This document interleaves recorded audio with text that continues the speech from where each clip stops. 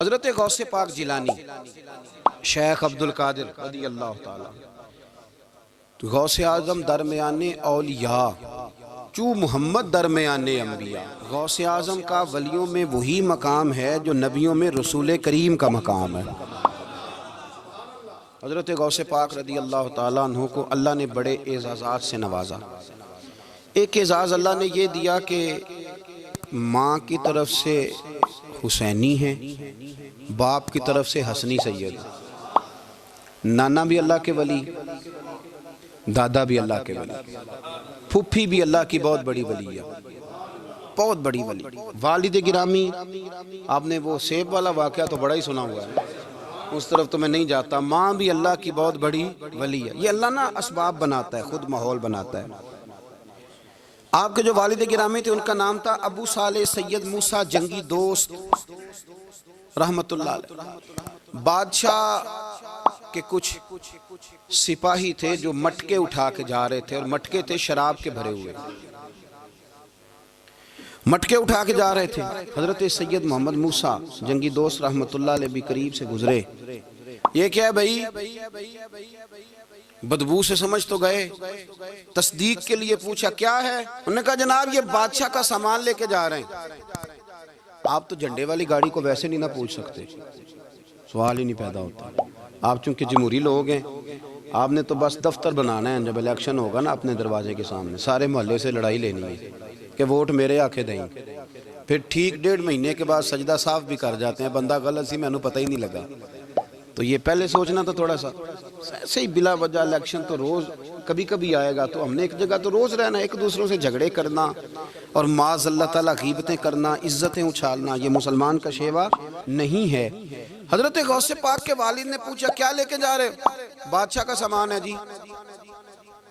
ہاتھ میں ڈنڈا تھا، 3 مٹکے تھے شراب کے بھرے ہوئے، زور سے ایک ایک ڈنڈا مٹکوں پہ مارا تو مٹکے ان کے سروں پہ ٹوٹ گئے۔ بادشاہ سلامت، ہم سارے تقریباً بادشاہ سلامت ہوتے ہیں، یہ کسی کی جرت ہے مطلب میرے گھر کے معاملے میں مداخلت کرے، اور پھر بادشاہ ہو۔ لوگوں نے جا کے بڑی غیبتیں کی، بڑی بڑی کہانیاں سنائیں۔ اس نے تو توڑ دیا جی مٹکے آپ کے، نے کوئی حال نہیں چھوڑا۔ تو بادشاہ کہنے لگا بلاؤ سید موسیٰ پاک جنگی دوست رحمت اللہ علیہ کو بلا لیا۔ تو کہنے لگے بادشاہ تمہیں پتا تھا مٹکے کس کے ہیں؟ آپ فرمانے لگے پتا تھا مجھے۔ کہا کیوں توڑے؟ فرمایا اس لیے توڑے کہ مجھے تیرے اوپر رحم آ گیا تھا، تو اگر شراب پیے گا تو دوزخ میں جلے گا، مجھے رحم آیا تھا میں نے توڑ ڈالے۔ تو کہنے لگا آپ کون ہیں؟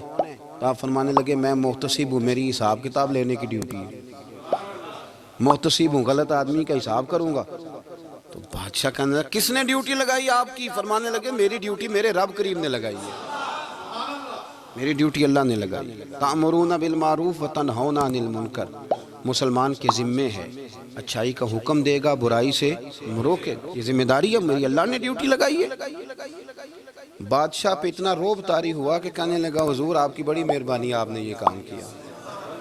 کہنے لگا جناب اگر آپ اجازت دیں تو میں بھی آپ کو محتسب نہ بنا دوں، آپ میرے وزیر بن جائیں، کوئی بندہ اس طرح کا کام کرے تو اسے روکیں۔ تو آپ فرمانے لگے نہیں تو اپنی نوکری سنبھال کے رکھ، جسے اللہ ڈیوٹی پہ لگائے اسے پھر بندوں کی ڈیوٹیاں نہیں کرنی چاہیے۔ یہ اعزاز اللہ نے انہیں دیا، یہ شان رب کریم نے عطا فرمائی۔ ان کے صاحبزادے تھے حضرت غوث پاک جیلانی رضی اللہ تعالی عنہ۔ اللہ تعالیٰ نے جب کسی شخص سے کام لینا ہوتا ہے تو اللہ اس کے لیے اسباب بھی خود ہی پیدا کر دیتا ہے۔ علامہ اقبال اپنے استاد کی بڑی قدر کرتے تھے، شمس العلماء کی۔ تو ایک دن حضرت شمس العلماء سے کہنے لگے استاد جی آپ کی مہربانی سے پڑھ گیا ہوں۔ تو فرمانے لگے پتر تیری کلاس میں تو 250 لڑکا تھا، میری مہربانی تو سب پہ تھی، پر سارے تو اقبال نہیں نہ بنے۔ فرمانے لگے تیرے اندر بھی کوئی خوبی تھی، اس کی وجہ سے اللہ نے تجھے یہ اعزاز، کوئی چیز تیرے اندر بھی۔ اللہ تعالیٰ جب کسی بندے کو نوازتا ہے نا تو بندہ بھی محنت کرتا ہے، لیکن اس کی محنت سے زیادہ اللہ کے فضل کا دخل ہوتا ہے۔ تو بندے کئی دفعہ کہنے لگ جاتے ہیں بڑی مشقت کی، بڑی محنت کی، کچھ بھی نہیں ہوتا، زیادہ اللہ کے فضل کا انحصار ہوتا ہے۔ رب جیسے چاہتا ہے ویسے فیصلے دیتا ہے۔ آپ فرماتے ہیں کہ میں چھوٹا سا تھا، والد انتقال کر گئے، والدہ تھی میری اور ہم 2 بھائی تھے۔ فرماتے ہیں بچے کھیلنے کے لیے نکلے تو میں بھی ان کے پیچھے کھیلنے نکل گیا۔ ایک بیل بچوں کے قابو آ گیا. تو بچوں کے قابو کو چیز آ جائے تو پھر وہ اس کا جو حال ہوتا ہے وہ تو ہمیں پتہ ہی، ہم سارے بچے رہ چکے ہیں. تو کہتے ہیں وہ بیل قابو آ گیا، کوئی اس کے کان چھیڑتا، کوئی اس کی دم چھیڑتا، کوئی اس کے سینگ چھیڑتا، کوئی کسی جگہ سے اسے تنگ کرتا. مختلف بچے اس کو نا دم سے پکڑ کے ہلاتے، بیل بھاگتا. حضور غوث پاک فرماتے ہیں میں بھی آگے بڑھا، اور میں نے جب اس کی دم پکڑ کے ہلائی تو بیل نے میری طرف منہ کیا اور کہنے لگا عبد القادر تو نہ ایسے کر، بول کے کہنے لگا تو نہ ایسے کر، تجھے رب نے ان کاموں کے لیے پیدا نہیں فرمایا. آپ فرماتے ہیں مجھے اتنا خوف طاری ہوا، بیل کو بولتے دیکھا تھا پہلی دفعہ، بیل کو. اب میرے سنی کو بھی دلیلوں کی ضرورت ہوتی ہے نا، دلیل نہ دیں، کسی بزرگ کی بات سنائیں تو سنی بھی تھوڑا تھوڑا دائیں بائیں دیکھتا ہے. یہ شور ایسا ہوا ہے نا، پراپوگنڈا ایسا ہے. میں حدیث پاک سنا دیتا ہوں. رسول کریم صلی اللہ تعالیٰ علیہ وآلہ وسلم فرماتے ہیں ایک شخص نے بیل پہ سواری کر لی تھی. بیل سواری کے لیے نہیں پیدا کیا گیا، سواری کے لیے اونٹ ہیں، خچر ہیں، گھوڑے ہیں، گدھے ہیں. بیل کھیتی باڑی کے لیے. اس شخص نے جب بیل پہ سواری کی تو بیل پیچھے مڑ کے دیکھنے لگا اور کہنے لگا یار تو بڑا بیوقوف ہے. بول کے کہنے لگا مجھے اللہ نے سواری کے لیے نہیں پیدا کیا، میرے سے وہ کام لے جس لیے میں پیدا کیا گیا ہوں. تو بندہ ڈر گیا، کہنے لگا بڑی حیرانگی والی بات نہیں کہ بیل بولتا ہے. تو بیل پھر بول پڑا. کہنے لگا اس سے بھی زیادہ حیرانگی والی بات ہے. اس نے کہا وہ کیا؟ کہنے لگے مدینے میں نبی پاک آ گئے ہیں اور تو نے ابھی تک کلمہ ہی نہیں پڑھا. یہ اس سے بھی زیادہ حیرانگی والی بات ہے. جامع المعجزات میں حدیث موجود ہے، حضور آ گئے اور تو نے کلمہ ہی نہیں پڑھا. وہ شخص کہتا ہے میں سر پٹ دورا، جب آ کے سامنے کھڑا ہوا تو حضور مسکرائے، فرمایا آجا پڑھ لے کلمہ، مجھے پتا ہے تجھے کس نے بھیجا ہے. اللہ والوں کی باتیں مان لیا کریں. میں بڑی ذمہ داری سے کہتا ہوں رب کریم کے کوئی بندوں کی بات کتاب و سنت کے خلاف نہیں ہوتی، وہی تو کتاب و سنت آگے پہنچانے والے ہوتے. تو حضور غوث پاک فرماتے ہیں میں وہ ڈر کے گھر آیا. جب گھر پہنچا تو میرے کانوں میں آواز آ رہی تھی لبیک اللہم لبیک لبیک لا شریک لک لبیک. فرماتے ہیں میں چھت پہ چڑھا اور میں نے جیلان میں اپنی چھت پہ کھڑے ہو کے دیکھا. تم حج کے دن تھے، میری سیدھی نظر میدان عرفات پہ گئی. لوگ میدان عرفات میں بیٹھ کے لبیک لبیک پڑھ رہے تھے. پہلے میں وہاں سے ڈر کے آیا، پھر چھت سے ڈر کے نیچے اترا، ماں کو ساری بات بتائی. تو کہتی میری ماں کہنے لگی بیٹے جب تو پیدا ہونے والا تھا تو مجھے بڑی بشارتیں ملتی. فرماتے ہیں ماں نے نا کھولا بکسا صندوق تو 80 دینار نکالے. فرمایا پتر تم 2 بھائی ہو اور تمہارا باپ کل جاگیر 80 دینار چھوڑ گیا، 80 40 تمہارے 40 تمہارے بھائی کے. فرمایا بیٹا ایک بات کا خیال رکھنا، میں عورت ہوں، تمہارا باپ کوئی نہیں، بھائی چھوٹا ہے، میں پیچھے نہیں آ سکتا. یہ 40 دینار لے جا اور جا بغداد چلا جا، جا کے تعلیم حاصل کر. بیٹے میں پہنچ نہیں سکتی، خیال رکھنا. غوث پاک فرماتے ہیں 12 سال میں نے تعلیم حاصل کی یارو، میں نے پتے بھی کھائے اور خود آپ کا فرمان موجود ہے. فرماتے ہیں ایسی سختیاں بھی دیکھیں، ایسی سختیاں بھی دیکھیں کہ پتھروں اور پہاڑوں پہ گزرتی تو شاید پگھل جاتے، لیکن میں نے اپنے نبی کا دین پڑھا. اب تو پیر کے گھر میں جو پیدا ہوتا ہے وہ علم لدنی والا ہوتا ہے. میں تو صاحب دا پتر ہے، او خدا کے بندے صبر کر. اگر غوث پاک حسنی حسینی سید ہو کے باقاعدہ پھٹی پہ بیٹھ کے پڑھتے ہیں، تو کس پیر کا مرید ہو گیا جسے علم ہی کوئی نہیں، جو جاہل آدمی ہے. یہ ضروری ہے، علوم دینیاں ضروری ہیں، اس کے بغیر کام نہیں چلتا. اور غوث پاک رضی اللہ تعالیٰ عنہ کی آپ پوری زندگی پڑھ کے دیکھ لیں. غوث پاک تمام اولیاء کے امام ہیں، ساری زندگی. غوث اعظم سے کسی نے پوچھا آپ نے سب سے زیادہ دین کا کام کس طرح کیا، تو فرماتے ہیں تقریر کے ذریعے. اب تقریر کرنے والا مولوی ہوتا ہے اور تویز دینے والا سبحان اللہ. غوث پاک رضی اللہ تعالیٰ عنہ فرماتے ہیں میں نے دین کا سارا کام کس ذریعے سے کیا ہے. ہفتے میں 3 جلسے کرتے تھے اور 70 ہزار کا مجمع ہوتا تھا اور بغیر لاؤڈ سپیکر کے تقریریں ہوتی تھی. اور فرماتے ہیں جیسی سمجھ پہلے بندے کو آتی تھی ویسی آخری والے کو آتی تھی. لوگوں نے کہا حضور یہ کرم کیسے ہوا؟ فرمانے لگے میں نے جب تعلیم حاصل کر لی تو بولنا آتا ہی نہیں تھا، تو میں بڑا پریشان ایک دن سو گیا تو خواب میں رسول کریم کا دیدار نصیب ہوا. فرمایا تیری تو واز کیا کر، تیرے واز سے لوگوں کو فائدہ ہوگا. یا رسول اللہ میں اجمی بندہ ہوں، لوگوں کے سامنے کیسے بات کروں گا؟ تو حضور نے فرمایا منہ کھولنا ذرا. کہتے میں نے منہ کھولا تو محبوب نے 7 دفعہ لعاب دہن ڈالا میرے منہ میں. آپ فرماتے ہیں پھر بولتا میں تھا، اثر کوئی اور پیدا کر دیتا. حضور غوث پاک رضی اللہ تعالیٰ عنہ نے 40 سال دین کا کام کیا. صبح کے وقت فقہ کا درس دیتے تھے فجر کے بعد، کچھ دیر کا ناشتہ کرتے سو جاتے، پھر آ کے مدرسے میں پڑھاتے باقاعدہ بچوں کو۔ غوث پاک رضی اللہ تعالیٰ عنہ کی سیرت پر آپ ساری کتابیں پڑھ لیں، ساری کتابیں لو، میں نے بھی بڑا ہی دعویٰ کر دیا، یعنی ساری کتابیں جتنی اب تک چھپی ہوئی ہیں ساری پڑھ لو، کہیں نہیں ملے گا کہ ہم غوث پاک کے آستانے پہ گئے۔ غوث پاک کسی بندے نے یہ نہیں کہا ہم غوث پاک کے آستانے پہ گئے، غوث پاک کے دربار پہ گئے، سب نے یہی لکھا ہے کہ ہم حضور غوث پاک کے مدرسے میں گئے۔ ہمارے نا مدرسوں میں سبق تقسیم ہوتے ہیں، سال جب شروع ہوتا ہے نا تو سبق تقسیم ہوتے ہیں، ہمارے مدرسے میں بھی تقسیم کرتے ہیں ہمارے مولانا۔ آپ حدیث پاک پڑھائیں گے، فلانا استاد منطق پڑھائے گا، فلانا فلسفہ پڑھائے گا، فلانا یہ سبق تقسیم ہوتا ہے، فلانا قرآن، فلانا حدیث، فلاں فقہ۔ تو غوث اعظم کے مدرسے کے جو ناظم تعلیمات تھے وہ کہنے لگے حضور سبق بانٹنا ہے تو آپ کو کون کون سے سبق دے دیں، کون کون سا پیریڈ پڑھائیں گے؟ تو آپ فرمانے لگے نہیں پیریڈ رہنے دو۔ حضور پھر فرمایا اس طرح کرو، لائق بچے تم رکھ لو اور نالائق سارے مجھے دے دو، میں جانوں اور نالائق جانے، نالائق سارے میرے۔ غوث پاک رضی اللہ تعالیٰ نالائق سارے رکھ لیے، کند ذہن، اور حضور غوث پاک ان کو اسباق پڑھایا کرتے، ان پر محنت کرتے۔ فجر کے بعد فقہ کا درس، 10 بجے مدرسے کی کلاس، زور کے بعد حدیث پاک کا درس، مغرب کے بعد تفسیر بیان کرتے۔ بانج علموں جو کرے فقیری، وہ کافر مرے دیوانہ۔ اور عشاء کی نماز کے بعد ہفتے میں 3 جلسوں سے خطاب، اور یہ سارے کام کر کے نا تو پھر بھی غوث اعظم جب دنیا چلی جاتی تو وضو کر کے مصلی پہ بیٹھ جاتے، اور 40 سال بیت گئے، ساری رات اللہ کی بارگاہ میں عبادت کرتے۔ 40 سال حضور غوث پاک کو اللہ نے بڑا اعزاز دیا، کتابیں لکھی، ڈیوٹی کی، محنت کی، کوشش کی پوری دنیا میں۔ میں پہلے بھی بتا چکا ہوں، پھر بتاتا ہوں، یہ جو صلاح الدین ایوبی کا بہت نام لیتے ہیں نا، بہت بڑے مجاہد تھے۔ صلاح الدین ایوبی کے ساتھ 70,000 کی فوج تھی، سارے کے سارے غوث پاک کے مرید تھے۔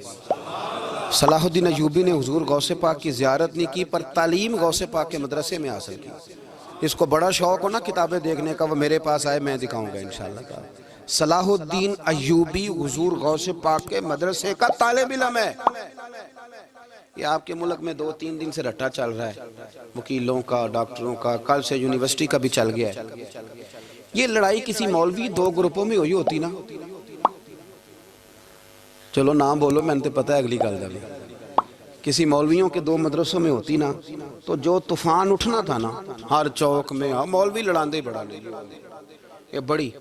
میں نے دعوت دی تھی پرسوں، میں نے کہا جب وکیل مکمل تعلیم کر لینا اسے 2 سال مدرسے میں لاؤ، ہم اسے سکھائیں گے اٹھنا کیسے ہے، بیٹھنا کیسے ہے، ان کو لاؤ۔ اس لیے کہ ہم اپنی بات نہیں بتائیں گے، ہم بتائیں گے محمد عربی کی باتیں صلی اللہ علیہ۔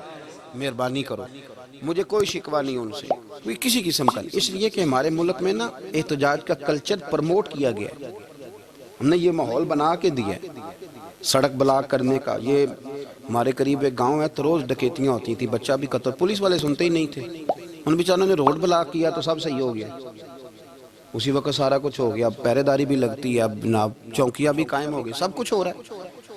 مزاج بنا دیا ہم نے، یہ عدم برداشت ہے، یہ کلچر خطرناک ہے، یہ کلچر تباہ کرے۔ وکیل کوئی غیر نہیں، ہمارے اپنے بھائی ہیں، کون ہیں وہ؟ ڈاکٹر کون ہے؟ ہمارے اپنے۔ یہ جو بچے یونیورسٹی میں لڑے کون ہیں؟ ہمارے اپنے۔ ہم ان کو کاٹ کے نہیں پھینک سکتے، یہ کوئی دوسرے لوگ نہیں، سب کو ضرورت ہے ایک دوسرے کی، لیکن خدا را مہربانی کرو، معاشرے میں برداشت کا کلچر پیدا کرو، سکون کا کلچر پیدا کرو، سہنا سیکھو۔ سنو ایک بات کرتا ہوں، اللہ کرے کہ میں سمجھا سکوں، سارے فیصلے خود نہ کرو۔ اگر تمہیں نظر آئے نا کہ آپ کے ساتھ کہیں ناانصافی بھی ہو رہی ہے تو ساری عدالتیں دنیا میں نہیں لگنی، ایک قیامت میں بھی لگنی ہے۔ ہاں امام حسن کو زہر دے دیا گیا تو امام حسین کہنے لگے بھائی بتاؤ کس نے دیا ہے؟ فرمایا حسین اگر وہی وہ نہیں جس پر مجھے شک ہے تو میں کسی آدمی کا بلا وجہ تمہیں نام کیوں بتا دوں؟ کہا پھر بھائی آپ اشارہ تو نہیں بتا دیں؟ تو فرمایا حسین اگر وہی ہے نا جس پر مجھے شک ہے تو پھر بھی میں نے فیصلہ اپنے رب پہ چھوڑ دیا۔ فرمایا میرے رب سے زیادہ بہتر فیصلے کرنے والا کوئی موجود، کچھ فیصلے اللہ پہ چھوڑ دے۔ آپ یقین کریں آپ کو بڑا ہی مزہ آئے گا، آپ کو سکون آئے گا زندگی میں۔ کچھ فیصلے اللہ پہ چھوڑو، برداشت کا کلچر پرموٹ کریں اس وطن کے اندر۔ یہ بڑا پیارا ملک ہے، اس میں برداشت کا کلچر پیدا کریں۔ وکیل کو ہر وقت ڈاکٹر کی ضرورت ہے، ڈاکٹر کو ہر وقت وکیل کی ضرورت ہے۔ ہم ایک دوسرے کے بغیر دیکھیں نا، میں نے آئین بھی رکھا ہوا ہے پاکستان کا، لیکن اس کے باوجود کوئی مسئلہ بن جائے تو میں کسی وکیل صاحب کو فون کرتا ہوں، میرے دوست ہیں، میں پوچھتا ہوں کہ یار یہ مسئلہ ہے، اس کا کیا حل ہے۔ ہم مل کے رہتے ہیں معاشرے میں۔ برداشت کے کلچر کو پرموٹ کریں، پیار کریں، محبت بانٹیں۔ یہ وطن ہے، اس کو مل کے سنواریں گے تو انشاءاللہ تعالیٰ یہ رسول اللہ کے دین کا قلعہ بنے گا بڑا مضبوط۔ اس سے پیار کریں، مثبت غلط بات ہے تو اس کو آپ سمجھائیں، اس پر تبلیغ کریں، لیکن یہ نہ کریں کہ آپ عدم برداشت کا ماحول پیدا کریں۔ حضور غوث پاک رضی اللہ تعالیٰ عنہ دین کا کام۔ ایک بات، اللہ والوں کے پاس لوگ دعاؤں کے لیے جاتے ہیں، کیوں جاتے ہیں؟ سنو، میرے ساتھ ایک شخص رہتا ہے، صبح سے شام تک میری ڈیوٹی کرتا ہے، نوکری کرتا ہے، خدمت کرتا ہے، گاڑی چلاتا ہے، یہ کرتا ہے، وہ کرتا ہے۔ ایک صاحب ہیں جو 3 سال کے بعد ملتے ہیں، پھر وہ جو 3 سال کے بعد ملتے ہیں وہ شکوہ کرتے ہیں کہ پیر صاحب اس کی بات زیادہ مانتے ہیں۔ تو پیر صاحب اب کدھر جائیں؟ یہ سارا دن پیر صاحب کی مانتا ہے۔ نہیں سمجھ آ رہی ہے آپ کو بات؟ یہ مزاج ہے نا جی۔ ایک بندہ سارا دن دنیا داری کرے، مال کمائے، پتہ نہیں جھوٹ بولے، بڑا کچھ کرے، اور ایک اللہ کا ولی جو اپنا بنائے کچھ نہ، سارا دن رسول اللہ کی باتیں کرے، سارا دن اللہ کے دین کی خدمت کرے، اور بھائی وہ جب ہاتھ اٹھاتا ہے نا تو پھر اللہ اس کی بات کو قبول کرتا ہے۔ کچھ میرے خاص ہیں، کچھ تیرے خاص ہیں، تو کچھ رب کے بھی خاص ہیں، اور اس پر بھی میں پہلے آیت پڑھ لوں گا تاکہ دلیل مضبوط ہو جائے۔ اللہ فرماتے ہیں واللہ یختص برحمتہ من یشاء، فرمایا میں نے کچھ بندوں کو اپنی رحمت سے اپنا خاص بنا لیا۔ کچھ بندے اللہ کے بس اللہ کی بارگاہ میں وہ دعائیں کرتے ہیں تو اللہ قبول فرما لیتا ہے، پتر اللہ ہی دیتا ہے، لیکن اللہ کا ولی دعا تو کر سکتا ہے نا۔ اللہ کا ولی، میری بات کی سمجھ آ رہی ہے؟ بیٹا کون دیتا ہے؟ اللہ۔ حضرت محدث اعظم رحمۃ اللہ علیہ کے پاس ایک شخص نے آ کے کہا جی ولی اللہ بیٹا دے سکتا ہے؟ آپ فرمانے لگے ولی اللہ اللہ سے ملا سکتا ہے؟ جی وہ تو ہے ہی ولی اللہ، تو اس نے ملا دینا ہے۔ تو فرمایا جو اللہ سے ملا دے بیٹا تو چھوٹی سی بات ہے، تو دیکھ نہ کہ جو اللہ تک تجھے لے گیا تو پھر پتر پیچھے رہ گیا، لیکن بیٹا دیتا کون ہے؟ بول کے بتائیں، بول کے۔ اللہ دیتا ہے۔ دعا کون کرتا ہے؟ اللہ کا ولی دعا کر دیتا ہے۔ بی بی آ گئی روتی ہوئی غوث پاک کے پاس، کہنے لگی 6 بیٹیاں ہیں۔ خامد اور سسر کہتے ہیں کہ 7ویں بھی بیٹی ہوئی تو طلاق دے دیں گے۔ تھوڑا سا اگر بندہ مالدار بھی ہو تو پھر وہ ہمارا دماغ جہاں مرضی چلتا ہے نا جی۔ یہ جہالت آج بھی بہت ساری جگہوں پہ پائی جاتی ہے۔ تہذیب سکھاتی ہے جینے کا سلیقہ، تعلیم سے جاہل کی جہالت نہیں جاتی۔ تو رو پڑی۔ حضور غوث پاک رضی اللہ تعالیٰ عنہ نے بلایا اس کے شوہر کو بھی اور سسر کو بھی، فرمایا یہ دیکھ یہ تو اللہ کے کام ہے، جس کو چاہے بیٹیاں دے، جس کو چاہے بیٹے دے۔ تو جو نہیں مانتے پھر غوث پاک کی بھی نہیں مانتے، انہوں نے کہا جی نہیں دی، میں تو نکاح کروں گا۔ چلے گئے تو غوث پاک کی بارگاہ میں وہ بیٹی اور اس کا باپ اور اس کی ماں پھر آئے، کہنے لگے حضور مہربانی فرمائیں۔ پھر اللہ کے ولیوں کے پاس ایک قوت ہوتی ہے جس کا نام مصلی ہے۔ مصلی بہت بڑی طاقت، بہت بڑی۔ حضور نے فرمایا دعا صلاح المومن، فرمایا دعا مومن کا ہتھیار ہے۔ یہ مومن جب ہاتھ اٹھاتا ہے تو پھر عرش کا مالک دروازے کھول دیتا ہے کرم کے۔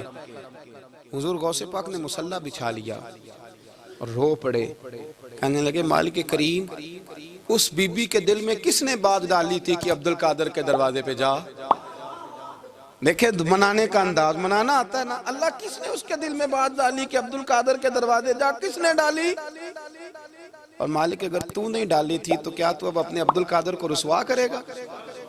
اگر تو نہیں بھیجا ہے کہ ادھر جا تو اب تو رسوا کرے گا؟ حضور غوث پاک رضی اللہ تعالیٰ نے دعا مانگ کے چہرے پہ ہاتھ پھیرے، بچی کے سر پہ ہاتھ رکھا، فرمانے لگے پتر جا، مجھے امید ہے اللہ نے 6 بیٹیاں دی ہیں تو 7 بیٹے بھی عطا فرمائے گا۔ تو بی بی کہتی ہے پھر رب نے فضل فرمایا اور 7 ہی بیٹے عطا فرمائے، پھر 7 ہی بیٹے رب کریم نے دیے۔ تو جو اللہ کی مان تھا پھر اللہ بھی اس کی، تو اس میں اختلاف کی کیا بات ہے؟ یہ سادی سی بات ہے۔ ایک بغداد کا سوداگر تھا، بڑا مالدار تھا، ایک دن اس نے بغداد کے سارے علماء اور مشائخ کی دعوت پکائی تو غوث پاک کے پاس بھی آیا، کہنے لگا حضور شام کا کھانا ہے۔ آپ نے اس کا چہرہ دیکھا تو وہ رو پڑا، کہنے لگا بغداد کے پیر انکار نہ کرنا۔ آپ نے فرمایا تو جا میں آؤں گا۔ شاگرد مرید کہنے لگے حضرت جی آپ بڑی مشغولیت تھی شام کو، فرمایا اتنا بڑا آدمی جب رو پڑتا ہے تو لگتا ہے بڑا مجبور ہے، چلیں گے۔ شام کو جب اس کے دروازے پہ گئے تو کھانا بھی اس نے چنا تو ساتھ اس نے ایک ٹوکرا ایک صندوق بھی لا کے رکھا، اوپر سے خالی۔ جب غوث پاک نے اٹھ کے دیکھا تو اندر اس سوداگر کا بیٹا، اس تاجر کا بیٹا، دونوں ٹانگوں سے معذور، دونوں ہاتھوں سے معذور، ایک ہی بیٹا اپاہج ہے۔ وہ تاجر رو پڑا، کہنے لگا حضور بڑی دنیا جانتی ہے بڑا مال ہے، پر جب تنہا بیٹھتا ہوں تو کھول کے روتا ہوں۔ وہ بے نیاز ہے نا، ساری زندگی کے بعد ایک بیٹا دیا تو وہ بھی اپاہج ہے۔ حضور بال سفید ہو گئے، لوگوں کی اولاد بڑھاپے کا سہارا بنتی ہے، میں بوڑھے وقت میں اس کو اٹھا کے پیشاب پخانے کے لیے لے کے جاتا ہوں۔ بغداد کے عبد القادر سنا ہے جب تو دعا مانگتا ہے تو رب قبول فرما لیتا ہے، تو مہربانی فرما اگر میرا پتر ٹھیک ہو جائے، میرا زور کوئی نہیں مالک، بے نیاز ہی بڑا ہے، اگر مہربانی ہو جائے۔ تو غوث پاک نے پھر مصلی بچھایا، مصلی بچھا کے کہنے لگے مالک تو اپنے بندوں کے دل میری طرف کیوں موڑتا ہے، اور اگر موڑتا ہے تو پھر رحمت کی نظر فرما، بندہ نوازی فرما۔ ایک باپ اتنے رو رو کے آنسو بہا رہا ہے تو کرم نوازی فرما۔ حضور غوث پاک نے ابھی چہرے پر ہاتھ نہیں پھیرے کہ بچہ اللہ اکبر کہتا ہوا صندوق سے باہر نکل آیا۔